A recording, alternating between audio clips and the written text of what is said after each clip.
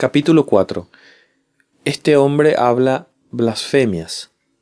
Aconteció un día que él estaba enseñando, y estaban sentados los fariseos y doctores de la ley, los cuales habían venido de todas las aldeas de Galilea y de Judea y Jerusalén. Lucas capítulo 5 versículo 17. La escritura da muchos detalles sobre la segunda mitad del ministerio público de Jesús que sobre aquellos primeros meses. Pero, sin embargo, un patrón de conflicto cada vez mayor es evidente en todo su ministerio.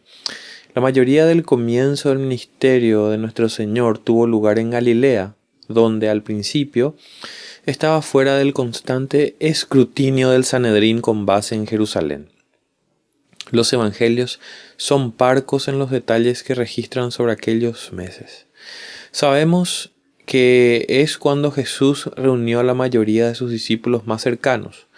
3 de los evangelios registran que él echó fuera demonios, hizo incontables milagros y ministró constantemente a grandes multitudes durante ese primer año. Más allá de eso, el relato bíblico proporciona solo unos cuantos detalles, pero a medida que Jesús obtuvo fama y seguidores, los líderes religiosos en algún punto al principio parecen haber tomado medidas para mantenerlo bajo vigilancia donde quiera que iba. De repente, cada vez que él aparecía en público, aún en los rincones más remotos de Galilea, siempre parecía que había fariseos presentes. Sus conflictos con escribas y fariseos pronto comenzaron a aumentar firmemente tanto en frecuencia como en intensidad. Un punto clave a observar es que hasta ahí los escribas y fariseos no habían hecho nada manifiesto para provocar ningún conflicto con Jesús. Él incitó ese primer choque con ellos en Jerusalén al expulsar a los cambistas del templo sin una sola palabra de advertencia o anuncio previo. La única relación personal que se registra entre Jesús y un individuo fariseo hasta este punto fue el diálogo con Nicodemo, quien acudió amigablemente, y Jesús lo reprendió. Durante muchos meses continuó este patrón. Cada conflicto abierto que Jesús tuvo con los fariseos fue instigado por él, incluyendo el primer conflicto importante galileo entre Jesús y los líderes judíos, caso en el que él públicamente puso en vergüenza a algunos fariseos basándose en su conocimiento de lo que ellos estaban pensando. Mateo, Marcos y Lucas describen el incidente, pero el relato de Lucas es el más completo, así que centraremos la mayor parte de nuestra atención ahí. Esta es también la primera aparición de los fariseos en el Evangelio de Lucas. Lucas tiene mucho que decir sobre los fariseos y su oposición a Cristo, pero aquí es donde los presenta por primera vez. El escenario es algún tiempo después de que Jesús había regresado a Galilea, después de aquella primera Pascua en Jerusalén. No podemos decir con precisión cuánto tiempo ha pasado, pero una cuidadosa armonía de los evangelios sugiere que había pasado casi 1 año y medio desde aquella primera limpieza del templo antes de que Jesús se encontrara con fariseos abiertamente hostiles a Galilea. Paso de Jesús a Capernaum. Jesús había quedado en Jerusalén durante un periodo no especificado, enseñando, sanando y reuniendo discípulos después de la fiesta de la Pascua. Juan 4:1 dice que los fariseos habían oído decir que Jesús estaba haciendo más discípulos que Juan el Bautista. Así que parece que él se quedó en Jerusalén durante más de unos cuantos días después de la Pascua. Por otro lado, Juan 4:45 indica que muchos de aquellos primeros discípulos eran galileos que habían acudido a Jerusalén para la fiesta. Parece improbable que grandes multitudes de personas de Galilea se quedasen mucho tiempo en Jerusalén después de que terminase la semana de la fiesta. Por tanto, el ministerio de Jesús allí puede que haya abarcado no más de un par de semanas. En cualquier caso, en algún punto en ese intervalo después de la Pascua, es cuando se produjo la reunión con Nicodemo. Jesús después regresó a Galilea vía Samaria, tomando una ruta que ningún fariseo habría tomado. Los samaritanos eran considerados impuros y los fariseos pensaban que meramente atravesar su tierra era espiritualmente corrupto. Ese era desde luego solo uno de los tabúes farisaicos que Jesús rompería. Pero mientras viajaba por Samaria, él tuvo su famoso encuentro con la mujer del pozo de Sicar. Ese relato ocupa todo el capítulo 4 de Juan. Cristo condujo a la mujer a la salvación y ella después llevó a muchos en Sicar a Cristo. Muchos de los aldeanos llegaron a la fe salvadora. A lo largo de este capítulo, el conflicto de Jesús con los escribas, los fariseos y el Sanedrín es meramente subtexto en la narrativa de Juan. Pero a pesar de ello, se cierne en el trasfondo. Líderes judíos informados sabrían que la decisión de Jesús de viajar atravesando Samaria, y especialmente su ministerio a una mujer samaritana, con un sórdido historial matrimonial, habría ofendido profundamente a cualquier fariseo sensato. De hecho, eso sorprendió hasta a los discípulos más cercanos de Jesús. Después de 2 días de ministerio en Sicar, Jesús finalmente regresó a Galilea, a la región donde creció, debido sin duda a los milagros que él hacía donde quiera que iba. Su reputación se extendió rápidamente por la región. Eso le abrió oportunidades para predicar y enseñar en las muchas sinagogas esparcidas por Galilea. Parece haber tenido un ministerio itinerante que le llevó por toda la región de Galilea. Las sinagogas se reunían solamente en el día de reposo, así que el hecho de que Jesús ministrase en muchas de ellas sugiere que esta fase itinerante de su ministerio duró muchas semanas. Por tanto, fue un viaje largo y tortuoso de regreso a Jerusalén, desde Jerusalén.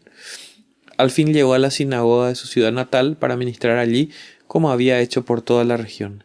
Nazaret era una pequeña ciudad rural, así que él habría sido muy conocido prácticamente para todos en la sinagoga allí, habiendo crecido en medio de ellos y asistido a aquella misma sinagoga cada semana de su joven vida. Lucas expresamente dice que era costumbre de él ir allí el día de reposo. Al regresar ahora como rabí, que estaba obteniendo renombre y acumulando ya muchos seguidores de toda Galilea, no hay duda de que él despertaba la curiosidad de ellos solamente por su presencia. Pero aquel primer día de reposo de regreso en su ciudad natal, él causó furor. Le dieron el rollo de Isaías y él comenzó a leer de Isaías 61. Desde luego no existían las divisiones de capítulos y versículos en la época de Jesús, pero el lugar donde él comenzó a leer es Isaías 61:1 en las Biblias actuales. Comenzó al principio de ese pasaje y de repente se detuvo en mitad de la frase antes de terminar el versículo 2. Cerró el rollo, se sentó y declaró que esa profecía que él acababa de leer se había cumplido. Mientras la gente se maravillaba y murmuraba sobre la gracia con que él hablaba, sorprendidos de que uno de en medio de ellos pudiera hablar con tal autoridad y aplomo, él interrumpió con un asombroso desafío para ellos, y cito: Él les dijo: sin duda me diréis este refrán: médico, cúrate a ti mismo, de tantas cosas que hemos oído que se han hecho en Capernaum, haz también aquí en tu tierra. Y añadió: de cierto os digo que ningún profeta es acepto en su propia tierra, y en verdad os digo que muchas viudas había en Israel en los días de Elías, cuando el cielo fue cerrado por 3 años y 6 meses, y hubo una gran hambre en toda la tierra, pero a ninguna de ellas fue enviado Elías, sino a una mujer viuda en Sarepta de Sidón.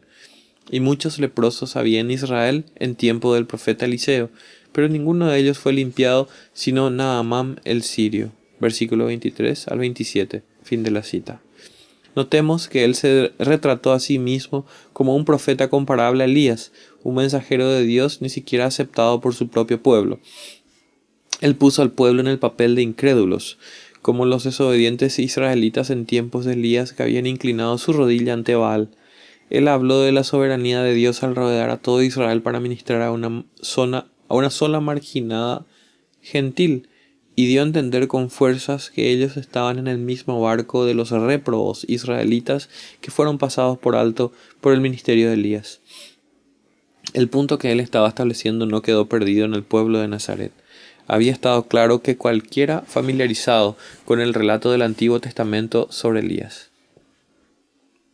Él estaba en efecto diciendo a una sinagoga llena de personas religiosas que ellos necesitaban ser salvos. Ser un israelita y descendencia física de Abraham no era garantía de la bendición divina. Sin fe es imposible agradar a Dios, y Él muestra misericordia a quien muestra misericordia. Esas verdades estaban implícitas en la referencia que Jesús hace a los israelitas de la época de Elías. Dejó perplejas a las personas de su propia ciudad natal, porque claramente les puso en la misma categoría que a los apóstatas adoradores de Baal. El ánimo en Nazaret cambió al instante. Al oír estas cosas, todos en la sinagoga se llenaron de ira. Lo expulsaron de la sinagoga hasta las afueras de la ciudad y hasta el borde mismo de un precipicio por donde querían empujarlo. Este fue el primer intento importante y registrado de quitarle la vida, y provino precisamente de la comunidad donde él se había criado. Pero justamente antes de llegar al borde del precipicio de roca, Jesús milagrosamente eludió a la turba. Simplemente él pasó por en medio de ellos y se fue. Ellos estaban evidentemente desconcertados, temporalmente cegados y sobrenaturalmente en estado de confusión, y Jesús se fue de ellos sin lucha alguna y sin ningún perseguidor. De hecho, él se fue de Nazaret por completo. En el siguiente versículo Lucas dice: descendió Jesús a Capernaum, ciudad de Galilea, y les enseñó en los días de reposo. En otras palabras, él estableció su base en Capernaum, en la costa norte del mar de Galilea, a unas 30 millas de Nazaret. Mateo 4:13 dice: y dejando a Nazaret vino y habitó en Capernaum. Está hablando, después de esto, cuando leemos una referencia a su ciudad, está hablando de Capernaum. Dice que cuando Jesús estaba en Capernaum, estaba en casa. La mayoría de los discípulos más cercanos de Jesús también llamaban casa a Capernaum. Fue allí donde Zebedeo, padre de Santiago y Juan, tuvo su primer negocio de pesca. Fue desde donde Pedro y Andrés fueron llamados. Era, si en algo, una aldea aún más insignificante y oscura que Nazaret, pero estaba perfectamente situada para aquel que se deleita en usar lo necio del mundo escogió Dios para avergonzar a los sabios, y lo débil del mundo escogió Dios para avergonzar a lo fuerte, y lo vil del mundo y lo menospreciado escogió Dios, a fin de que nadie se jacte en su presencia. La reputación de Jesús crece. Pronto multitudes de personas acudían a Capernaum para ver y oír a Jesús. Estaban sorprendidas por la autoridad con que él enseñaba. Con esa misma autoridad él expulsaba demonios y sanaba a los enfermos, comenzando con la suegra de Pedro. Comenzaron a llegar multitudes desde toda la región para ser sanadas y liberadas, y él, poniendo las manos sobre cada uno de ellos, los sanaba. Él tenía que apartarse a un lugar desierto a fin de alejarse de las demandas de las multitudes. Ellos le perseguían incluso hasta allí, y llegando a donde estaba, le detenían para que no se fuera de ellos. Pero él les dijo: es necesario que también a otras ciudades anuncie el evangelio del reino de Dios, porque para esto he sido enviado. Por tanto, con Capernaum como base, él continuó el ministerio que había comenzado antes de aquel tumultuoso día de reposo en Nazaret, ministrando en sinagogas por toda Galilea. Multitudes continuaban siguiendo a Jesús donde quiera que iba.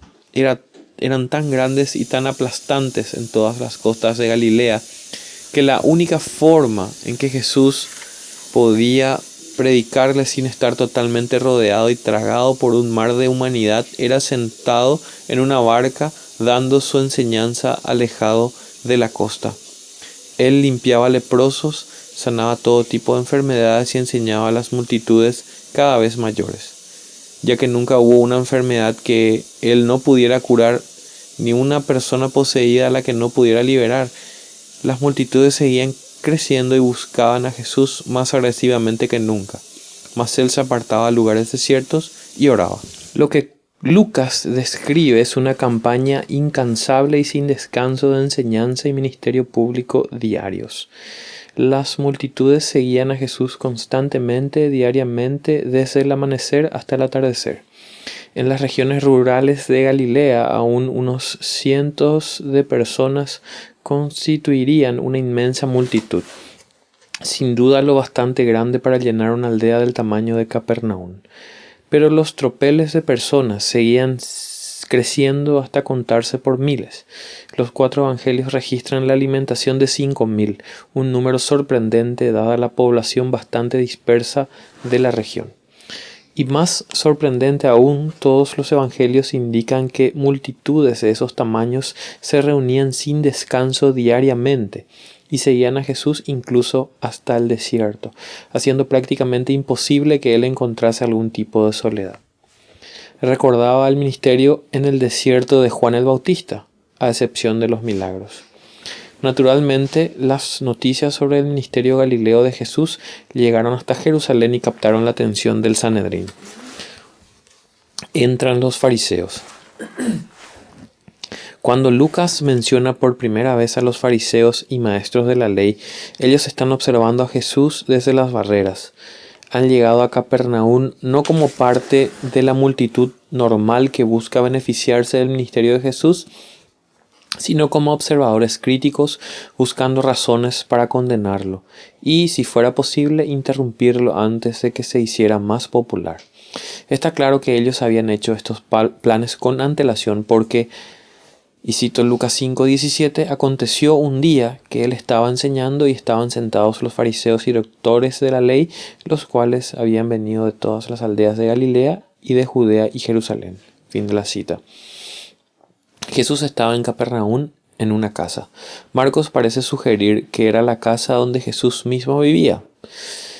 Como era usual, la presión de las multitudes era agobiante y Jesús estaba predicando desde dentro de la casa a tantas personas como pudieran reunirse a su alrededor al alcance del oído.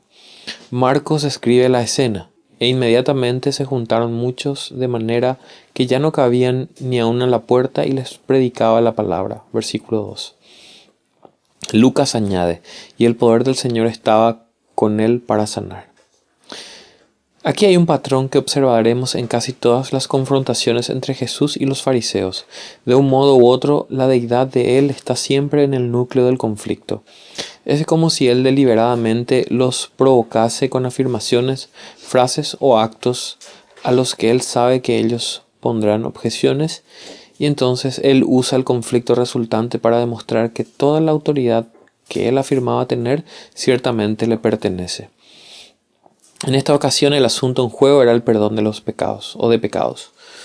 Recordemos que Jesús había estado realizando sanidades públicas durante varias semanas por toda Galilea. No había duda alguna sobre su capacidad para sanar cualquier enfermedad o liberar a los oprimidos espiritualmente de cualquier tipo de atadura demoníaca. Demonios y enfermedades por igual huían ante la palabra de él, a veces hasta ante su presencia. Y cito Marcos 6:56, y donde quiera que entraba, en aldeas, ciudades o campos, ponían en las calles a los que estaban enfermos y le rogaban que les dejase tocar siquiera el borde de su manto, y todos los que le tocaban quedaban sanos. Fin de la cita. En las propias palabras de Jesús, esto era la prueba de todas sus afirmaciones y la confirmación de toda su enseñanza. Y cito Lucas 7:22. Ciegos ven, los cojos andan, los leprosos son limpiados, los sordos oyen, los muertos son resucitados, y a los pobres es anunciado el Evangelio. Fin de la cita. En este día en particular, sin embargo, se presentó a Jesús un caso difícil, una trágica e incurable aflicción tan debilitante que el hombre enfermo tuvo que ser llevado en una camilla por otros 4 hombres. La multitud estaba tan concentrada y tan cerca de Jesús para poder oír que habría sido casi imposible que un hombre sano pudiera abrirse paso y acercarse a Jesús, y mucho menos 4 hombres llevando a un parapléjico en una camilla. Ahí había un hombre que necesitaba sanidad tan desesperadamente que otros 4, quizá amigos y vecinos, posiblemente hasta familiares, se habían tomado todas esas molestias para llevarlo hasta Capernaum a fin de buscar ayuda de este sanador del que todos habían oído. Pero cuando llegaron allí no había esperanza de ni siquiera ver a Jesús, porque las multitudes espiritualmente moribundas en esencia le tenían entre barricadas en la casa, desde la cual apenas se podía oír su voz enseñando. Bien puede ser que el perdón fuera precisamente el tema del que él enseñaba. El asunto estaba sin duda en el aire. Inmediatamente antes de esto, después de enseñar desde la barca de Pedro, Jesús le había dicho a Pedro que se fuera a lo profundo y lanzara sus redes. Para cualquier pescador esa estrategia parecería una necedad. Los peces se pescaban mejor por la noche en aguas no profundas mientras comían. Pedro había estado toda la noche pescando y no había obtenido nada. Durante las horas del día los peces migraban a aguas mucho más profundas y frías, donde normalmente sería imposible llegar hasta ellos con redes. Pedro dijo: «Mas en tu palabra echaré la red». Cuando el montón de peces era tan grande que las redes comenzaban a romperse, Pedro inmediatamente entendió que estaba en la presencia de poder divino, y lo primero de lo que se dio cuenta fue del peso de su propia culpabilidad. Y cito: «Viendo esto, Simón Pedro cayó de rodillas ante Jesús diciendo: Apártate de mí, Señor, porque soy hombre pecador». Fin de la cita. Versículo 8.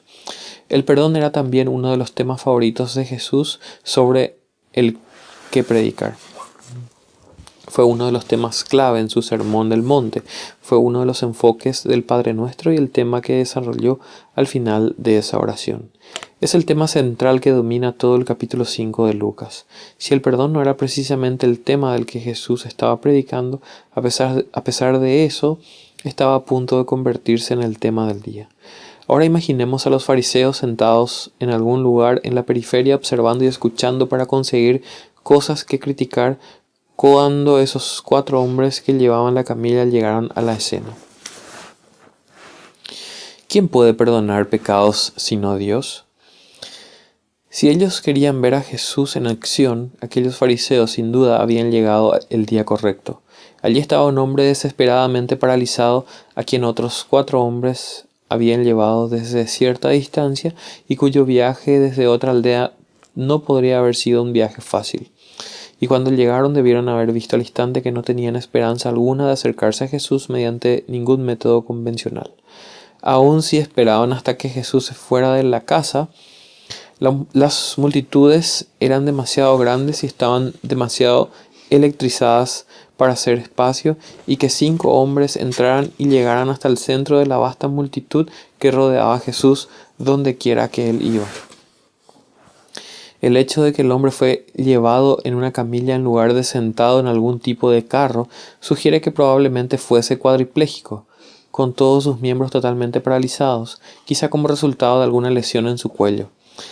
Él era un clásico objeto de lección acerca de la condición caída del ser humano.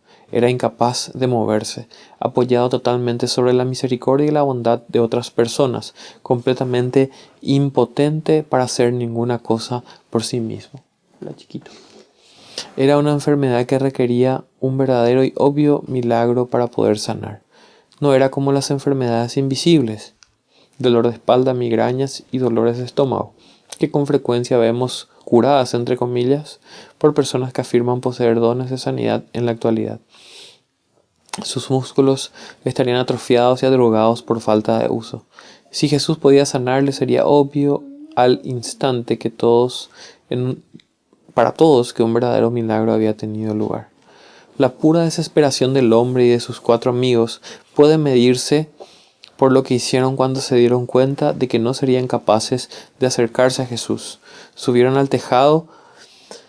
Para que 4 hombres ascendieran con una camilla, debió haber habido una escalera exterior que condujese a una terraza o pasaje, aun cuando eso sería un ascenso difícil, pero aquella era evidentemente una casa grande, con un típico patio en la parte superior de estilo mediterráneo contiguo a una parte del tejado. Eso les proporcionó a los 4 hombres exactamente la oportunidad que necesitaban.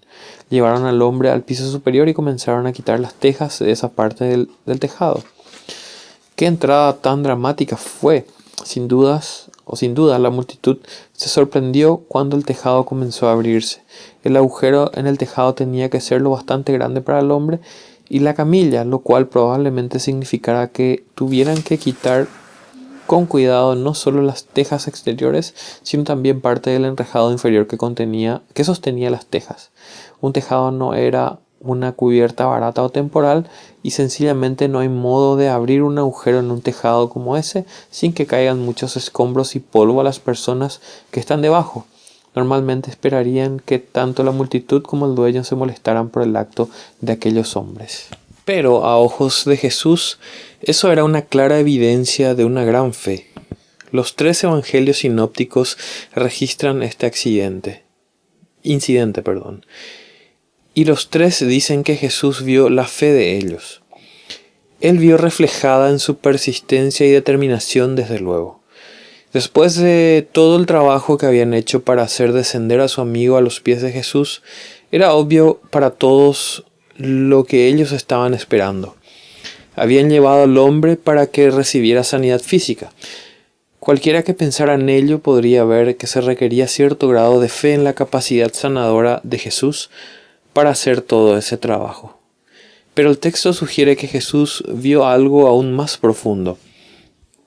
Debido a que Él es Dios encarnado, también podía ver los corazones, percibir sus motivos y hasta conocer sus pensamientos. Al igual que Él había visto el corazón de Nicodemo y como había discernido la fe a medias de aquellos primeros admiradores de su ministerio en Jerusalén, en quienes no confiaba. Lo que Él vio cuando aquellos hombres bajaron a su amigo desde el techo fue una fe verdadera, fe de arrepentimiento. Ninguno de los relatos de los evangelios sugiere que ni el hombre paralítico ni sus amigos dijeran alguna palabra. No hubo testimonio verbal del hombre acerca de su arrepentimiento, no hubo declaración de contrición, no hubo confesión de pecados, no hubo afirmación de fe en Dios, no hubo clamor verbal pidiendo misericordia. No necesitaba verlo. Jesús podía ver el corazón y la mente del hombre. Él sabía que el Espíritu Santo había hecho una obra en el corazón del hombre paralítico. El hombre había llegado a Jesús con un espíritu quebrantado y contrito. Quería estar en paz con Dios. Ni siquiera necesitó decir eso. Jesús lo sabía porque, como Dios, Él conoce todos los corazones. Ahí había una oportunidad para que Jesús mostrase su deidad. Todos podían ver la aflicción del hombre. Solo Jesús podía ver su fe. Sin ningún comentario, ni del paralítico que estaba a los pies de Jesús, ni de los 4 hombres que miraban por el agujero en el tejado, Jesús se giró hacia el paralítico y dijo: «Hombre, tus pecados te son perdonados». Él le perdonó gratuitamente, le justificó plenamente. Con esas palabras, los pecados del hombre fueron borrados de su cuenta, eliminados de los libros divinos. Sobre su propia autoridad personal, Jesús al instante absolvió a aquel hombre para siempre de toda la culpabilidad de todos sus pecados. Con esa afirmación, Jesús dio a los escribas y fariseos exactamente lo que ellos estaban esperando, una oportunidad de acusarle. Y no nos equivoquemos, las palabras de Jesús al paralítico serían profundamente desconcertantes para la religión de los fariseos, se mire como se mire. En primer lugar, si Él no era Dios encarnado, sin duda sería el colmo mismo de la blasfemia que Él pretendiese tener autoridad para perdonar pecados. En segundo lugar, la religión de los fariseos estaba fuertemente orientada hacia las obras. Por tanto, según su punto de vista, el perdón había que ganárselo. Era impensable para ellos que el perdón pudiera otorgarse inmediatamente e incondicionalmente solo por la fe. Según Mateo, algunos de los escribas que estaban allí reaccionaron enseguida, pero curiosamente en esta ocasión no se levantaron ni gritaron una protesta verbal. Seguía siendo bastante pronto en el ministerio de Jesús y ellos constituían una minoría lo bastante pequeña junto a esa multitud en la propia comunidad de Jesús. Así que su reacción inicial parece sorprendentemente suave. Si su sorpresa se mostró de algún modo, fue solamente en sus caras. Lucas dice que ellos comenzaron a cavilar diciendo: ¿Quién es este que habla blasfemias? ¿Quién puede perdonar pecados sino solo Dios? Mateo deja claro que ellos dijeron estas cosas dentro de sí. Marcos dice igualmente: estaban allí sentados algunos de los escribas, los cuales cavilaban en sus corazones. ¿Por qué habla este así? Blasfemias dice. ¿Quién puede perdonar pecados sino solo Dios? En sus mentes, colectivamente, todos ellos pensaban lo mismo. Esto es una blasfemia de la peor clase. ¿Quién sino Dios puede legítimamente perdonar pecados? La pregunta era meramente retórica. Ellos no se preguntaban realmente cuál podría ser la respuesta. Sabían muy bien que nadie puede perdonar pecados excepto Dios. Su doctrina en ese punto era lo bastante sana. Nosotros podemos perdonar individualmente errores hechos contra nosotros en cuanto a lo que respecta a nuestras afirmaciones de justicia, pero no tenemos la autoridad de absolver a nadie de culpa delante del trono de Dios. Ningún hombre puede hacer eso, ningún sacerdote puede hacer eso, nadie puede hacer eso sino solamente Dios. Cualquiera que usurpe esa prerrogativa es o bien Dios o bien un blasfemo. De hecho, para alguien que no sea Dios, eso sería sin duda el acto supremo de idolatría blasfema, ponerse a sí mismo en lugar de Dios. ¿Quién es este? Jesús había puesto deliberadamente a sí mismo en el centro de un escenario que obligaría a todos los observadores a dar un veredicto sobre él. Eso es cierto no solo de las personas que fueron testigos presenciales en Capernaum aquel día, sino también de quienes simplemente lean este relato en la Escritura. Y en la elección es clara. Hay solo dos posibles conclusiones a que podemos llegar con respecto a Cristo. ¿Él es Dios encarnado o es un blasfemo y un fraude? No hay terreno neutral, y esa es precisamente la situación a la cual Jesús apuntaba.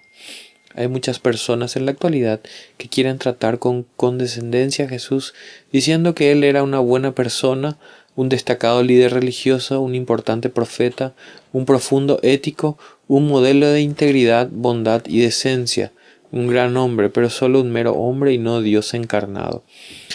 Pero este episodio en su ministerio público es suficiente para borrar esa opción de la lista de posibilidades. Él o es Dios o es el blasfemo supremo. Él borró a propósito cualquier alternativa media posible. Jesús no riñó a los fariseos por pensar que solo Dios puede perdonar el pecado. Ellos no estaban equivocados en eso, ni tampoco descartó él su preocupación como un malentendimiento de cuál era su intención. Eso es lo que habría hecho si él fuese realmente un buen hombre sin reclamar tener ninguna autoridad especial para perdonar el pecado o justificar a los pecadores. Si ese fuera el caso, él debiera haber dicho de inmediato: un momento, ustedes me han entendido mal. No estoy diciendo que yo puedo perdonar al hombre, sencillamente quiero decir que Dios perdonará al hombre. Cualquier hombre bueno, noble y piadoso querría corregir tal idea errónea y aclarar las cosas afirmando que solamente Dios puede perdonar el pecado. Él no hizo nada de eso. En cambio, los reprendió por pensar mal acerca de él. Ellos estaban equivocados al suponer lo peor sobre él, cuando de hecho él ya había mostrado con frecuencia el poder de Dios de modo convincente y públicamente al sanar enfermedades que nadie sino Dios podía sanar y al expulsar demonios sobre los cuales solamente Dios tiene poder. En lugar de pensar, ningún mero hombre puede perdonar el pecado, él acababa de blasfemar. Debieran haberse preguntado, ¿puede ser posible que este no sea un mero hombre? Los tres evangelios sinópticos subrayan que Jesús leía los pensamientos de ellos. Al igual que él conocía el corazón del paralítico y entendió que el primer interés del hombre era la salvación de su alma, también conocía los corazones de los fariseos y entendía que su único motivo era encontrar una manera de acusarle. El hecho de que él supiera lo que ellos pensaban debiera haber sido otro indicio para ellos de que Jesucristo no era un mero hombre. Pero ellos ya estaban pensando bastante más allá de eso. En cuanto a ellos, ese era un caso de blasfemia pura y simple y parece que ni se les ocurrió ninguna otra opción. Además, si ellos podían hacer firme esa acusación, podían llamar a que lo apedreasen. La blasfemia manifiesta era un delito capital. Levítico 24:16 era enfático al respecto. y el que blasfemare el nombre de Jehová ha de ser muerto. Toda la congregación lo apedreará. Así el extranjero como el natural, si blasfemare el nombre, que muera. ¿Qué es más fácil? Antes de que los escribas y fariseos pudieran siquiera decir lo que estaban pensando, Jesús mismo sacó a la luz el asunto. Jesús entonces, conociendo los pensamientos de ellos, respondiendo les dijo: ¿Qué caviláis en vuestros corazones? ¿Qué es más fácil decir, tus pecados te son perdonados, o decir, levántate y anda? Lucas 5, 22, 23. Ellos estaban pensando: este hombre está blasfemando porque afirma hacer lo que solamente Dios puede hacer. Notemos que Jesús ni siquiera insinuó que ellos pudieran haber malentendido sus intenciones. Él no volvió sobre sus pasos y trató de calificar su propia afirmación, ni tampoco desafió la creencia de ellos de que solo Dios puede perdonar pecados. De hecho, ellos tenían toda la razón con respecto a eso. Desde luego, solamente Dios puede leer infaliblemente los corazones de los seres humanos. En Ezequiel 11:5, Dios mismo dice: las cosas que suben a vuestro espíritu, yo las he entendido. Él vuelve a hablar en Jeremías 17:10: yo Jehová, que escudriño la mente, que pruebo el corazón. Ningún ser humano tiene la capacidad de ver perfectamente en la mente de otro. Porque Jehová no mira lo que mira el hombre, pues el hombre mira lo que está delante de sus ojos, pero Jehová mira el corazón. 1 Samuel 16:7. Jesús acababa de mostrar conocimiento de la mente del paralítico y de los propios pensamientos secretos de ellos acerca de él. ¿No debería haberles hecho eso detenerse y reflexionar sobre quién era esa persona con quien estaban tratando? Eso es precisamente lo que Jesús les estaba desafiando a considerar. Él propuso una prueba sencilla. ¿Qué es más fácil decir, tus pecados te son perdonados, o decir, levántate y anda? Lucas 5:23.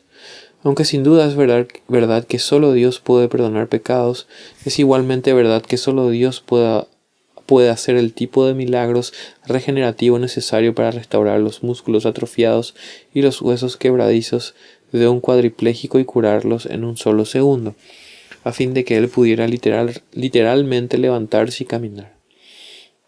La pregunta no era si Jesús podía mejorar a este hombre, sino si él podía al instante sanarlo. Aún con los mejores métodos de la medicina moderna, si resulta que alguien recupera la capacidad de moverse tras sufrir una lesión catastrófica del tipo que causa parálisis grave, normalmente son necesarios meses de terapia para que la mente vuelva a descubrir cómo enviar señales precisas mediante el nervio dañado a los miembros discapacitados.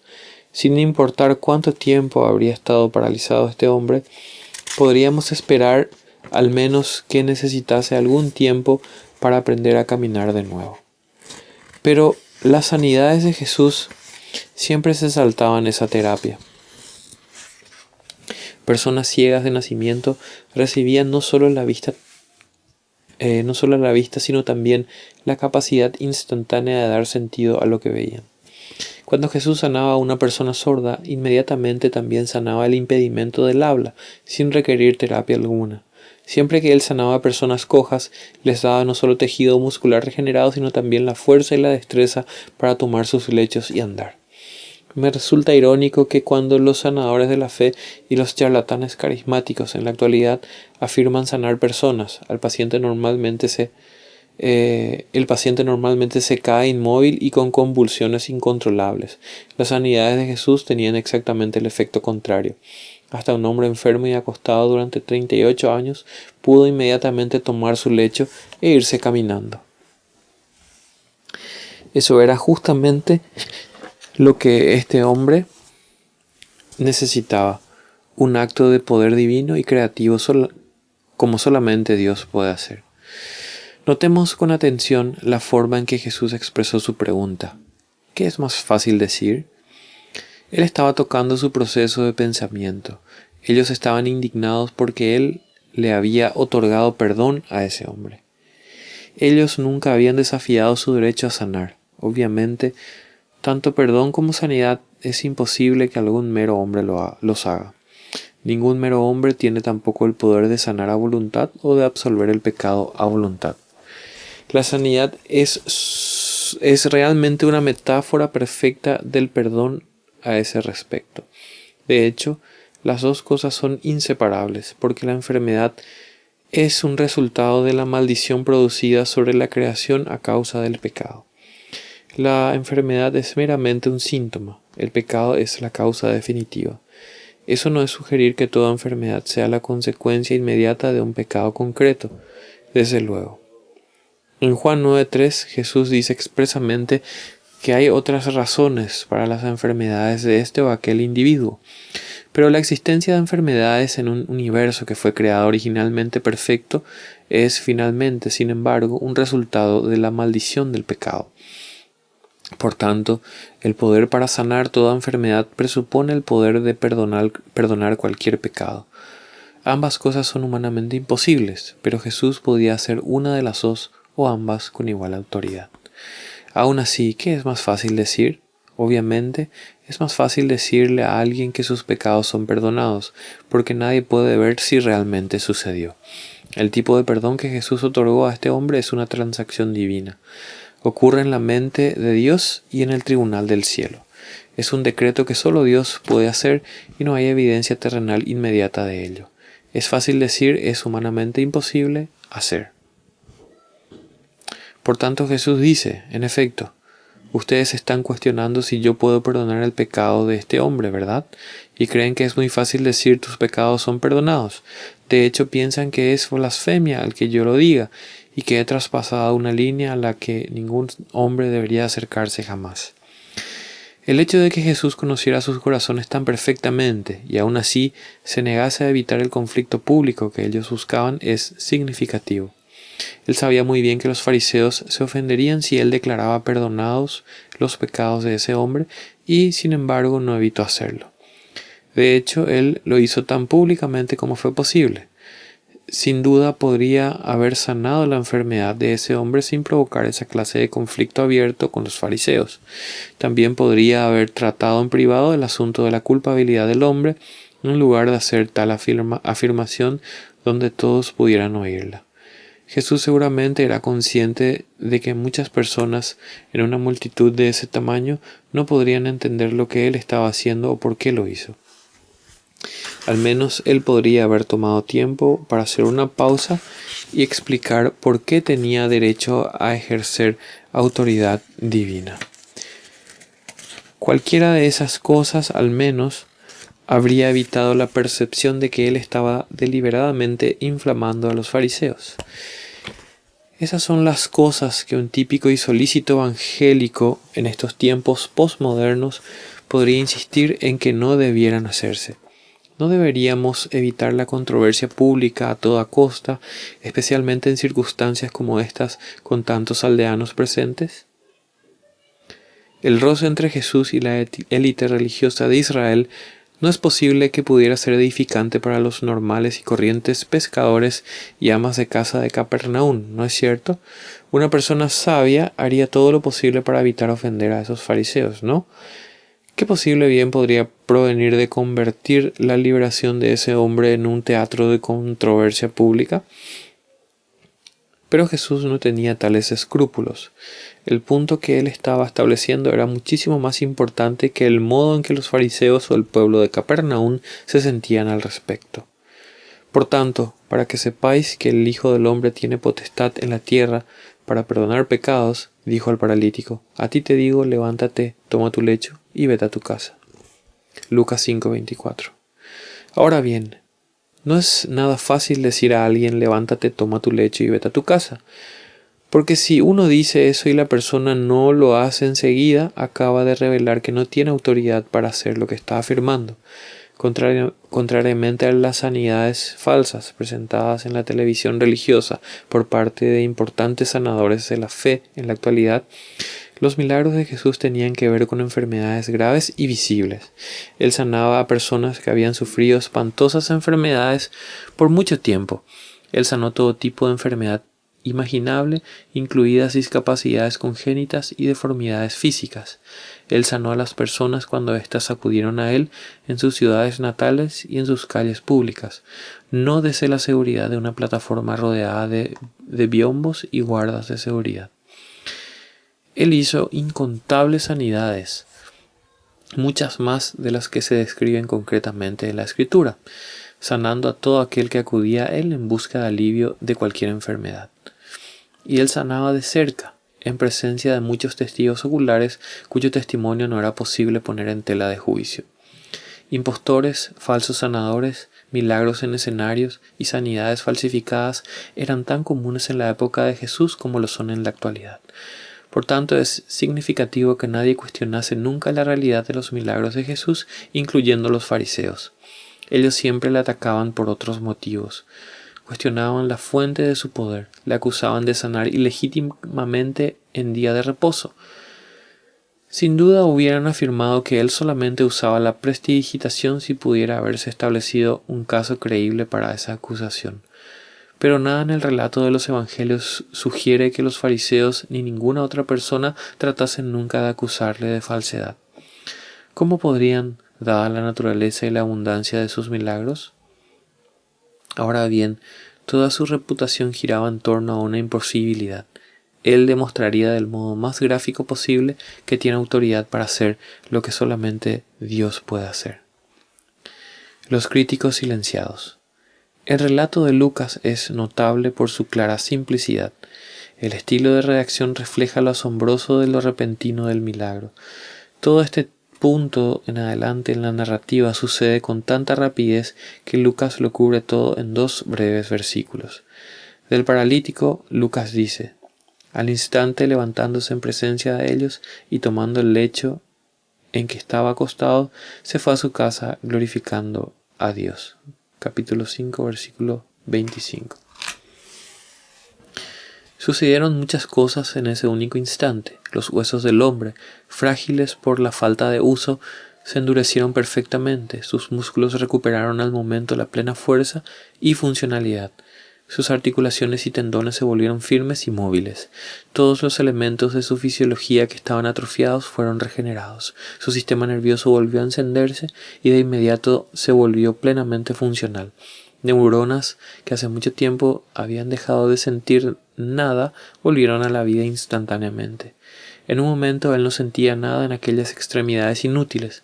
Al siguiente momento sentía toda la fuerza y la energía que llega con una salud perfecta. Brazos que un minuto antes habían necesitado ser llevados por 4 hombres y una camilla, de repente eran capaces de transportar a casa esa camilla. La partida del hombre parece horriblemente abrupta, pero el mandato de Jesús consistió en 3 sencillos imperativos: levántate, toma tu lecho y vete a tu casa. Y eso es precisamente lo que el hombre hizo. Si se detuvo para dar gracias a Jesús, no se detuvo por mucho tiempo. Sabemos con seguridad que él estaba profundamente agradecido, pero también estaba comprensiblemente deseando llegar a su casa y mostrar a sus seres queridos lo que Dios había hecho por él. Lucas no dice a qué distancia estaba su casa, pero debió de haber sido una buena caminata. Y aquí es donde vemos su profunda gratitud. Durante todo el tiempo él se fue glorificando a Dios. La Biblia a veces quita importancia a las cosas obvias, glorificando a Dios. Eso es lo que los ángeles hicieron en el cielo cuando anunciaron el nacimiento del Mesías. Es fácil imaginar a este hombre corriendo, saltando, aplaudiendo y danzando durante todo el camino hasta su casa. Si sus 4 amigos fueron con él, probablemente él los sobrepasó a todos. Ellos debieron de estar un poco fatigados de transportarlo hasta Capernaum. Él acababa de renacer, tenía un vigor nuevo y fue liberado de toda carga que había soportado, excepto aquella camilla ahora inútil. Glorificando a Dios también habría implicado bastante ruido, risas, gritos y cantar aleluyas. Me imagino que él apenas podría esperar al llegar a la puerta de su casa, abrirla con un grito de alegría, entrar con sus nuevos brazos totalmente abiertos y celebrar su nueva sanidad con su esposa, sus hijos o cualquier familiar que él tuviera en su casa. Pero la mejor parte no fue que él pudiera irse saltando a su casa, La mejor parte fue que él fue limpiado de su pecado.